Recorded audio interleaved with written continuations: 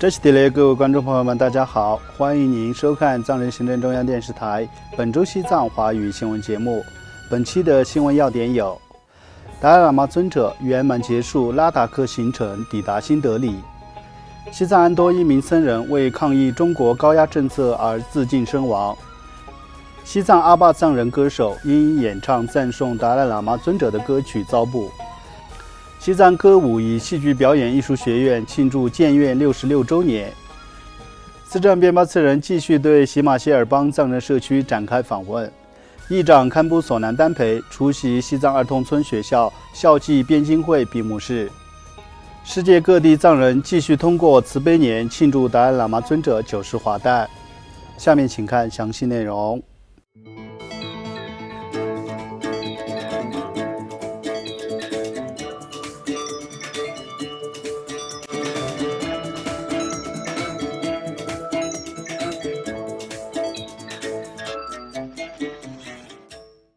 在圆满结束对印度中央直辖区拉达克为期1个半月的访问行程后，西藏精神领袖第14世达赖喇嘛尊者于本周四8月28号上午从拉达克首府列城机场出发，安全抵达首都新德里。达赖喇嘛尊者从列城的姑修巴库拉荣波切机场启程前往新德里时，拉达克佛教协会、拉达克寺院协会以及拉达克山林自治发展委员会等各方代表在机场为尊者送行。在抵达新德里机场时，尊者受到藏人行政中央驻新德里代表吉美炯乃和各方代表的迎接。在离开拉达克前夕，拉达克联邦属地、拉达克山林自治发展委员会、拉达克佛教协会和寺院学会分别为尊者举办了欢送宴会。在宴会上，尊者谈及藏人内心所持有的强烈一体感，强调尽管各地方言各异，但由于信仰同一个宗教，传承同一个文化与语言，西藏3区的藏人紧紧联系在一起。尊者还对拉达克人民学习和实践佛教教义的热情表示欣喜，并谈到了在当今动辄诉诸暴力的时代，坚持和平与非暴力理念的重要性。在尊者访问拉达克期间，捷克共和国总统彼得·帕维尔于7月27号亲自前往拉达克觐见了达赖喇嘛尊者。此外，达赖喇嘛尊者还在拉达克首府列城和藏斯卡地区为当地僧俗信众开示佛法，为寺院和佛法中心加持，前后8次出席当地民众和团体举办的宴会。期间，尊者还接见了来自拉达克和世界各地的2万多名信众。另外，根据西藏境内的可靠消息，由于中国当局近期加强对西藏各地寺院的限制和实施高压管控，西藏安多同德县石藏寺52岁的僧人谢桑嘉措因不堪忍受当局持续实施的高压政策及表达抗议，于上周一8月18号在该寺自尽身亡。消息人士指出，自今年7月6号达赖喇嘛尊者90岁华诞日以来，中国当局驱逐了石藏寺18岁以上的所有僧人，并进一步强化对该寺的限制与管控，包括定期搜查僧舍及强制僧人每日参加政治洗脑课程。当局的这一高压管控措施严重扰乱了境内藏人的生活，也导致了不断发生的藏人自焚或自尽抗议中国统治的事件。与此同时，中国政府于今年7月拘捕了西藏安多阿坝青年歌手巴琼，指控他与当地著名歌手阿桑合唱了赞颂达赖喇嘛尊者的歌曲《和平王子》。尽管家属多次要求当局提供巴琼的近况，但他的下落与健康状况至今仍然不明。此外，位于印度北部达仁萨拉的西藏歌舞与戏剧表演艺术学院于本周三8月27号举办了该院成立66周年庆典暨年度夏季文化汇演比赛。司政边巴次仁和藏人行政中央领导层应邀出席了活动。本年度的夏季文化汇演比赛以慈悲为主题，该学院的2组表演团体透过各种歌曲、小品和短剧向西藏的英烈和杰出人士致敬，最终加入团体取得了本年度的冠军。